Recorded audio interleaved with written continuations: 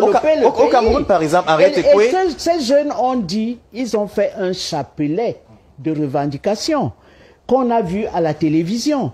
Est-ce que ça a changé quelque chose? Non. Quand on dit maintenant que bon, la chaîne du pétrole s'est tenue, bref, ça veut dire que il y a même un début des revendications que ces jeunes gens ont posées et on n'en a pas tenu compte. Alors, Henriette, c'est une relance, la question de Simon Pierre Reste. Alors, si vous avez parlé du pétrole, on pourrait aussi dire que si on prend le cas de l'or de Bétaré Oya, on devrait par exemple appliquer la même loi. Si on prend le cas de la bauxite de Fongo Tongo, on devrait peut-être rester dans la même logique. C'est-à-dire que parce qu'on produit ici, il faudrait absolument... il faut développer les régions. Alors que justement, dans l'architecture, notamment de la gouvernance et notamment la décentralisation, on estime qu'il y a une sorte de centralisation des moyens de l'État qui sont péréquationnés. Alors, oui. Non. Ce qui se passe, déjà, la décentralisation, elle n'a pas abouti. Puisque les collectivités décentralisées attendent de l'argent qu'on doit leur donner. On leur dit, vous allez construire des écoles, vous allez faire ceci. Où est l'argent? C'est-à-dire que comme on dit chez nous, chez les Camerounais, à l'ouest, on donne la chèvre, on vend la chaise, mais on tient la corde. On tient la corde. Donc rien n'a changé. Ce que les revendications que ces jeunes gens ont posées en 2019, au moment du dialogue, rien n'a abouti. Voilà les images. Rien n'a abouti. Bon. Alors, Simon Pierre, on va revenir à vous. Simon Pierre, justement, la question restait. On parlait de 2019 à 2025. Cela fait quand même 6 ans, un sacré bail. On se serait peut-être attendu à ce que, durant tout ce temps, qu'il y ait d'autres occasions de rencontre et de discuter du problème. Est-ce qu'aujourd'hui, ne pas le faire, c'est pratiquement jouer à la sourde oreille? Et est-ce que cela pourra avoir un impact au fur et à mesure et surtout sur le long terme? Mais l'impact est déjà là.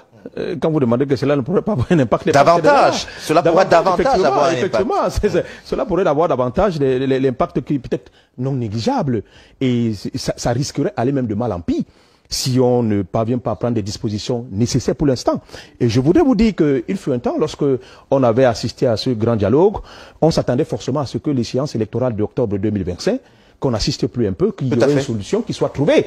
Mais malheureusement, on est en train encore d'aller à une échéance électorale sans qu'il y ait une solution qui soit trouvée. Vous voyez, aucune solution.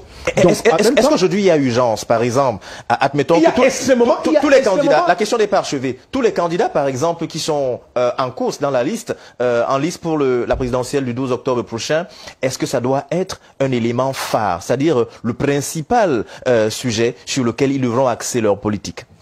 C'est vrai qu'on s'attendait forcément à ce que dans leur programme politique, qu'ils fassent mention de ça. Peut-être dans la plupart de certains candidats, ils sont beaucoup plus ailleurs que ce véritable problème.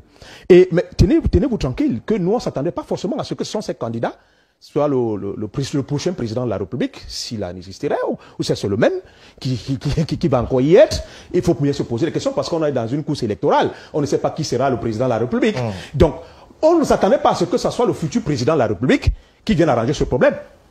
Nous, on aurait souhaité que ce soit ce président-ci qui arrange ce problème. Qui a vécu ce problème. Cette crise. Donc, et ce gouverneur-là qui résolve ce problème. On ne s'attendait pas à ce qu'il y ait un Moïse pour venir arranger ça. Mais non. Et je pense qu'aujourd'hui, beaucoup de gens risqueraient à cette période, à cette échéance électorale, utiliser ça comme étant un alibi, comme un programme. Et bien après, est-ce qu'ils sont sûrs, certains qui pourront même, finir avec cette guerre. Donc, on estime que, en fait, le plus important, c'est un problème qu'il faudrait mettre tous les paquets nécessaires pour le résoudre. Et il est urgent. Ce problème est urgent. Pour moi-même, on n'avait pas souhaité. Mais ce qui est le plus important, c'est que on s'attendrait qu'il y ait, après ce dialogue-là, et qu'on estime qu'il n'y avait pas les résultats escomptés, qu'on organise encore un autre dialogue. Pourquoi pas d'autres dialogues avec des véritables acteurs, si possible. Parce que ceux qui ont assisté à ce dialogue, il faut le reconnaître, certains ne se sont pas reconnus dans ce dialogue-là. Certains ne sont pas reconnus dans ce dialogue. Mais donc finalement, on ne peut pas quand même avoir tout le monde. Oui, est-ce que finalement, on ne va pas se retrouver dans une configuration où on fait un premier dialogue, on a les premiers interlocuteurs, et à la suite, il y en a qui ne vont pas se reconnaître dans ces interlocuteurs, et que demain, on en trouve d'autres personnes, et ainsi de suite. Ça risque... Monsieur Elan, si vous avez un problème dans votre famille, vous n'allez pas appeler le voisin. Vous allez appeler les personnes les plus proches, qui vivent certainement les mêmes réalités que vous. C'est une réalité. Est-ce que vous êtes sûr que ces personnes-là qui ont assisté à ce dialogue, tous, autant qu'ils étaient, ou autant qu'elles étaient, c'était véritablement des personnes qui étaient de la région? Bon, c'est vrai aussi que moi, je ne peux pas être dans la même analyse que Maman Henriette Ekoué, qui estimait qu'effectivement, on va aller sur le prisme des revendications. Parce que s'il faut faire des revendications, même dans le reste des régions, tout le monde a des problèmes. Tout à fait. Donc moi, j'estime aussi que nous aussi, dans le littoral, on a aussi nos problèmes. Mais sauf que ce qu'il faut faire, c'est que chaque région a ses spécificités. Et je pense que sur ce prisme-là, on peut comprendre effectivement les revendications des uns et des autres. Mais cela ne devrait pas encourager les uns et les autres à prendre des armes pour aller tuer. Bien sûr. Ça, c'est une réalité. C'est pas parce que vous revendiquez que vous allez sortir pour aller tuer. Et vous tuez même qui? Les pauvres innocents. Et je pense qu'à un moment donné, il faudrait que les autorités aujourd'hui prennent un peu de recul et se disent qu'on a essayé telle chose, ça n'a pas donné. Peut-être utilisons une autre cartouche, peut-être en estimant qu'en l'utilisant, peut-être ça va avoir des résultats qu'on escompte et qui iront donc à la satisfaction de ceux que les Camerounais que nous sommes. Parce que nous aussi, personne d'entre nous ne pourrait se retrouver dans... Aujourd'hui, personne ne peut aller là-bas dans ces régions. Vous voyez, vous imaginez. Pourtant, c'est le Cameroun. On aurait souhaité que dans ces régions-là, nous allons comme nous voulons. Même à Limbe aujourd'hui, c'est un manque à gagner pour beaucoup. C'était une ville touristique. Aujourd'hui, vous n'avez même pas d'aller même à Limbe.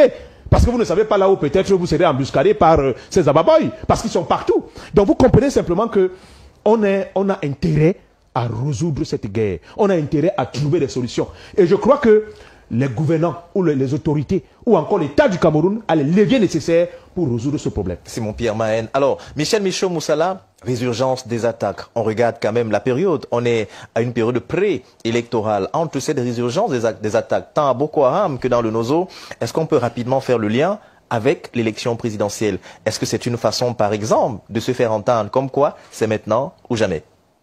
Xavier, je suis peiné parce que je suis témoin de l'histoire. Je fais partie de ceux des journalistes, parce que 3 journalistes de la presse indépendante avaient été conviés en 91 à la tripartite et je suis encore vivant. Vous savez quelles sont les résolutions de la tripartite? Dites-nous. Vous nous parlez de la décentralisation. En 91, les pères fondateurs qui vivaient encore, les pôles Sopopriso, étaient à cette tripartite. Le débat sur la décentralisation avait déjà été posé.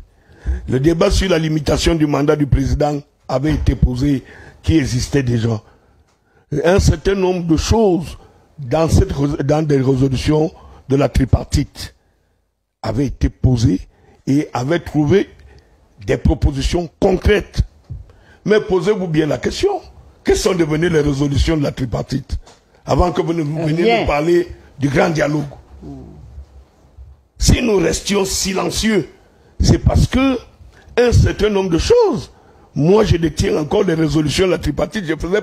J'étais le plus jeune de la tripartite en âge. Parce que quand il a fallu signer la mouture qui demandait la levée des villes mortes, qu'on revienne à la normale, je faisais partie le plus jeune de la salle à avoir signé. Donc, les résolutions du grand dialogue sont venues à s'ajouter ce qui s'est fait. Est-ce que vous croyez qu'on a vraiment pris en compte les résolutions du grand dialogue pour que nous en arrivions à cette situation aujourd'hui? Nous sommes nous-mêmes responsables. En fait, ceux qui gouvernent en ce moment sont responsables. Nul ne peut se prévaloir de cette turpitude. Si on vous parle de l'article 66, on parle d'une simple déclaration. Alors justement, permettez-moi d'avancer. Pour revenir à dire que ce n'est pas la prise, ce n'est pas la violence qui concourt à l'évolution d'un pays. Le problème, c'est qu'on a réussi à implémenter les résolutions ou quelques pistes de ce qui a été arrêté dans les 2 forums, c'est-à-dire que la tripartite et le grand dialogue. Il faut bien se poser des questions. Comment comprendre que dans un État, tout à l'heure j'écoutais Simon Pierre en train de développer l'approche du dialogue et l'approche de ceux qui interpellent ceux qui dirigent la République en ce moment. Le problème est entre leurs mains. Nous n'allions pas aller chercher Dieu, comme on a souvent l'habitude d'interpeller Dieu pour venir résoudre ce problème. Dieu a tourné le dos. Il faut bien que les hommes de la terre en soient responsables. Parce que d'une manière ou d'une autre, ce qui se passe au Nozo devrait nous interpeller. Comment comprendre que depuis plus de 2 ans, les gens ont dit que le lundi est ville morte dans le sud-est et le nord-ouest. Et ça continue. Ça veut dire qu'on n'en appelle pas assez. On a mis en place 2 structures, celle de Mafani et celle de l'ancien gouverneur du littoral, dont le nom Fayango, Francis, pour y intégrer des individus qui vont se déclarer, dans la logique de laisser les armes. Les DDR. Les DDR. Des mobilisations et des armements. Et des armements. Si on a mis toutes ces structures en place et qu'on constate que ça n'a pas l'engouement réel que nous attendions, on change de forme. On change de forme. Alors, il y a quand même beaucoup de choses qui ont été faites par le gouvernement. Par exemple, l'affectation de beaucoup de juges d'expression anglaise dans ces zones-là, c'est acté aujourd'hui. Il y a entre autres la création de beaucoup d'écoles. Par exemple, à Nasla, qui est une école d'administration de la décentralisation qui est créée dans le sud-ouest et le nord-ouest, ainsi de suite. Est-ce que, pour ne citer que cela, l'introduction de la loi OADA en langue anglaise, par exemple, il y a des efforts qui ont été faits dans ce sens. Mais pourquoi ça ne s'arrête pas? Mais, écoutez, vous avez laissé... Est-ce qu'il n'y avait pas d'autres mobiles? On a laissé qu'un certain nombre de choses s'enracinent. Et c'est la raison pour laquelle je me suis posé des questions depuis la nuit des temps, à chercher à comprendre si ceux qui revendiquent, ceux qui prennent les armes pour venir tuer, ceux qui prennent des armes pour venir revendiquer, ceux qui déclarent une certaine journée comme étant la journée consacrée à l'indépendance du nord-ouest et du sud-ouest. Est-ce que ceux-là sont fondamentalement des vrais Camerounais? Est-ce qu'on a réussi à identifier si ce n'est pas des bandes armées, des bandes organisées venant d'ailleurs? Et tout ce dont on arrête, dont notre armée arrive à maîtriser, est-ce qu'on les identifie comme étant des véritables Camerounais? Parce que d'une manière ou d'une autre, quand vous allez au nord et au sud-ouest, vous allez voir qu'il y a un désossement des valeurs culturelles. Tous les chefs n'y sont plus dans leur zone. Tout à fait. C'est quand même eux qui devraient être des porteurs de messages pour faire dire aux autres. Aujourd'hui, s'il n'y a pas de repère dans une société, ça devient problématique. Le problème du nord-ouest et du sud-ouest me donne l'impression qu'il n'y a plus de repères, il n'y a plus de presse, il n'y a pas de gens capables d'aller leur dire, écoutez, arrêtez. Peut-être que les gens ont estimé que c'est le président de la République qui devait se rendre sur le terrain. Il peut bien même s'y rendre. Mais il faut déjà qu'on comprenne qu'il y ait un début de processus de compréhension de l'acte ou des actes que les uns et les autres viennent à poser pour fragiliser l'existence quotidienne des gens. Moi, je suis souvent surpris que certaines élites, quand ils ont perdu un membre de famille, on les appelle. On les appelle pour dire, écoutez, si tu veux venir enterrer ta mère, voici les conditions à remplir. Et ils te disent que oui, celui qui l'a même appelé, il le connaît. Pour demander que tu viennes enterrer, que le corps de ta mère arrive. Lui, il envoie le corps de sa mère, mais lui-même ne s'y rend pas. Est-ce que finalement, ce n'est pas un état de non-droit qui s'est installé et où certaines personnes profitent, notamment pour faire de la surenchère? On peut penser le dire ainsi.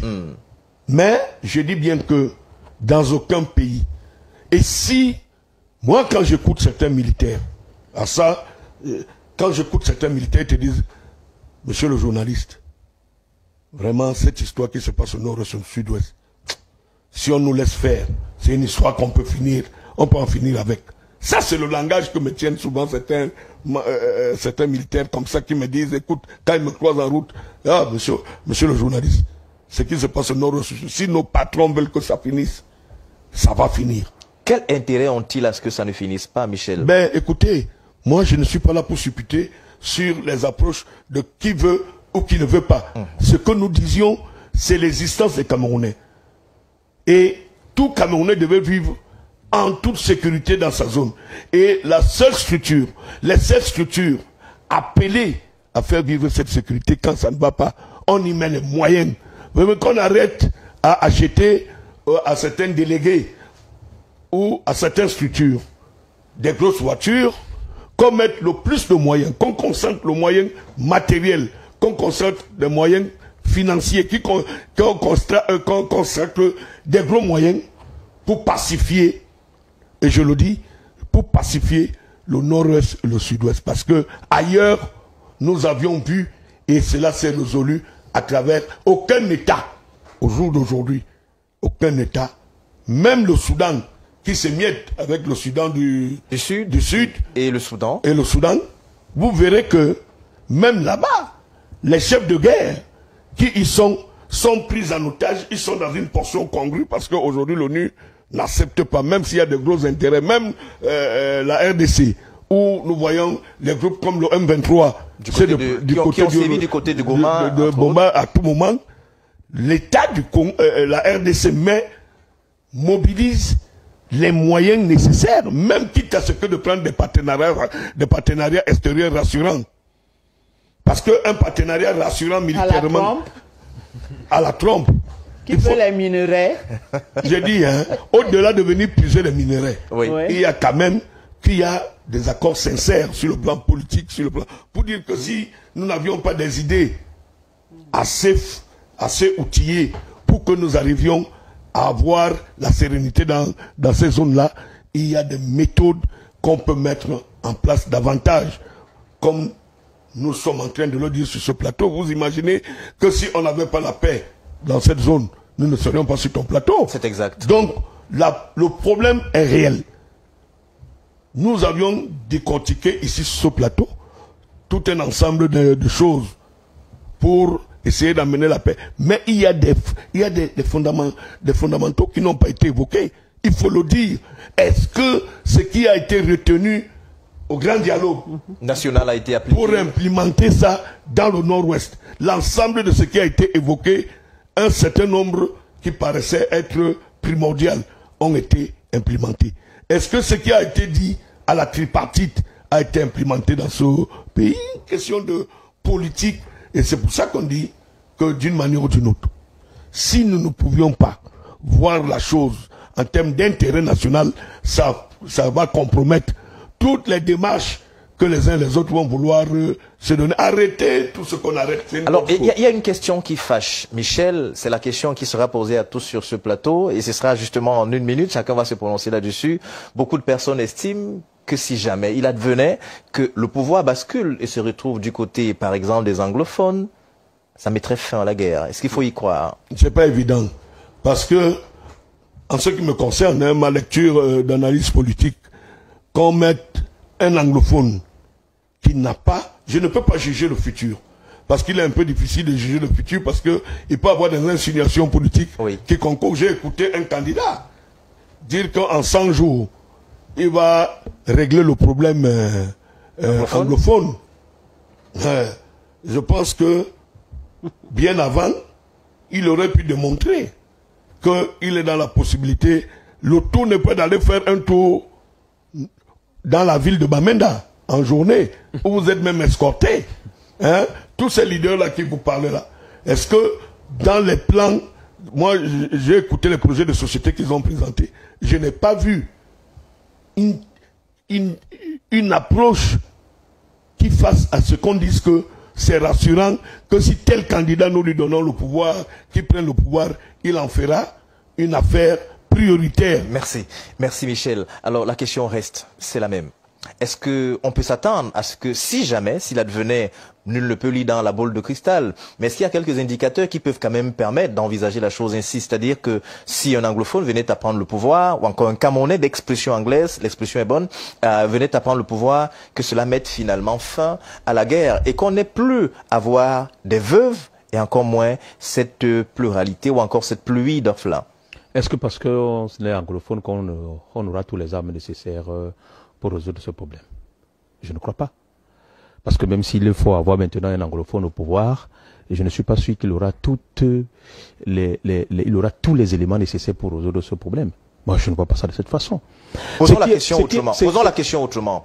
Est-ce que ce n'est pas l'une des conséquences du fait qu'un certain nombre de résolutions, par exemple de 72, n'aient pas été respectées après justement ce référendum qui permettait aux Camerounais du Nord et au Sud de devenir plus de Cameroun, mais un seul Cameroun. Beaucoup estiment, ça c'est ce qui revient de temps en temps, que ceux de l'autre côté estiment qu'ils ont été marginalisés.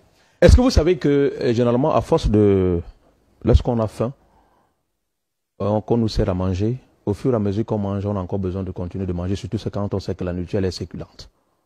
L'image, c'est pour dire quoi? L'image, c'est pour dire quoi? C'est pour dire que même si, effectivement, on s'en tenait à ce que, qu'on puisse considérer qu'ils ont des revendications, comme ce que vous avez soulevé là tout à l'heure. Est-ce que vous êtes sûr qu'il n'y aurait pas un autre problème qui devait surgir? C'est aussi la question qu'il faudrait se poser.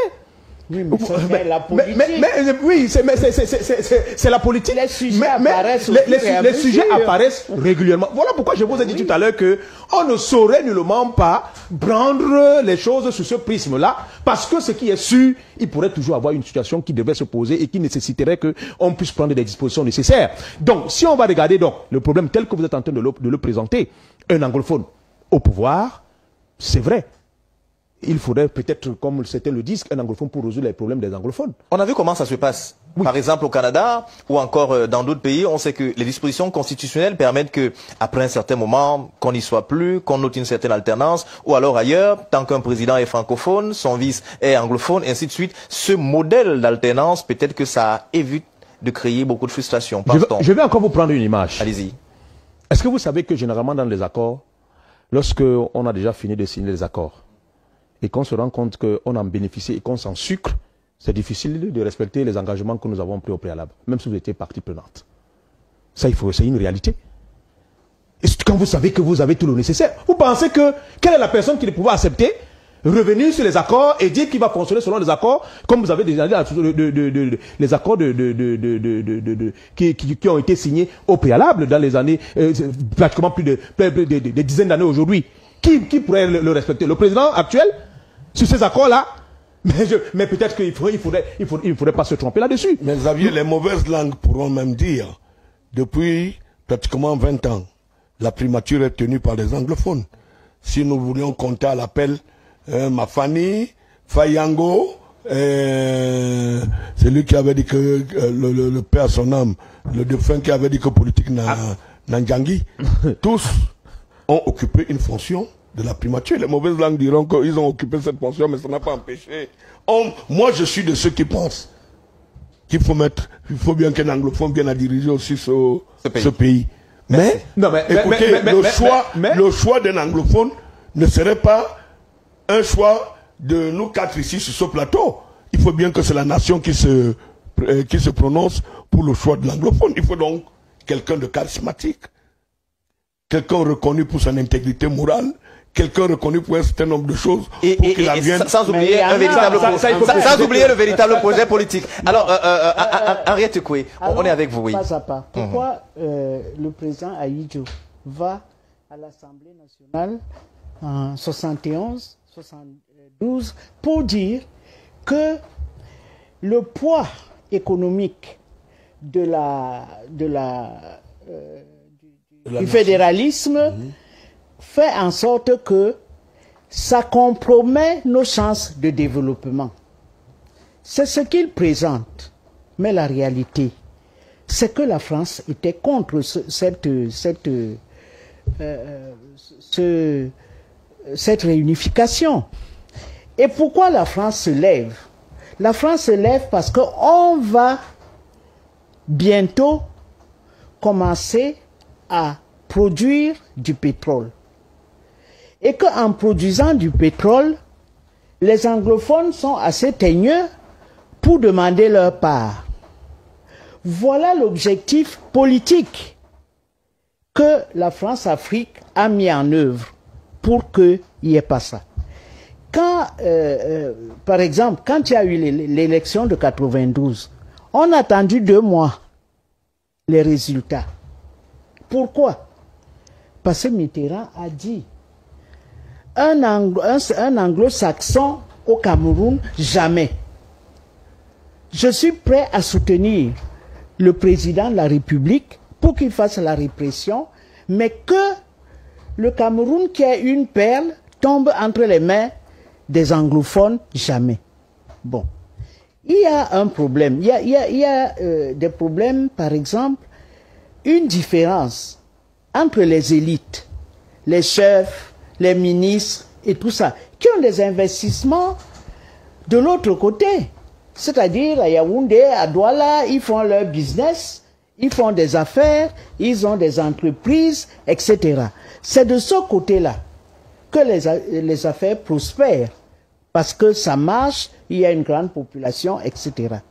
Donc, les revendications de ces jeunes ne sont pas les revendications de l'establishment, c'est-à-dire les chefs traditionnels, ils ne sont pas avec eux, les élites de l'administration ou économique, ils ne sont pas avec les Amba Boys. Mais les Amba Boys disent, c'est notre fierté. Eux, ils ne veulent pas le faire parce qu'ils ont trop d'intérêt de l'autre côté. Oui. Mais nous, on ne voit pas d'intérêt. Il y a une différence, il y a un conflit de classe entre les grands et les petits là qui ont pris les armes. Et cette histoire-là ne peut pas se régler si on n'arrive pas à faire soit un autre dialogue, soit quelque chose. Le fait que les anglophones disent « nous, ça ira plus vite », ce n'est pas évident. Ce n'est pas évident parce que quand Mafani Moussonga a fini de faire son rapport, quand ton frère Mbamwa, qui est mort, Abouem Achoy, Abouem a dit beaucoup de choses pour dire que notre fédéralisme n'a pas bien fonctionné et qu'il y a eu des frustrations. Tout à fait. Quand le président, le secrétaire général, le Ghanéen, il vient dire au revoir au Cameroun. Il vient, Kofi Annan.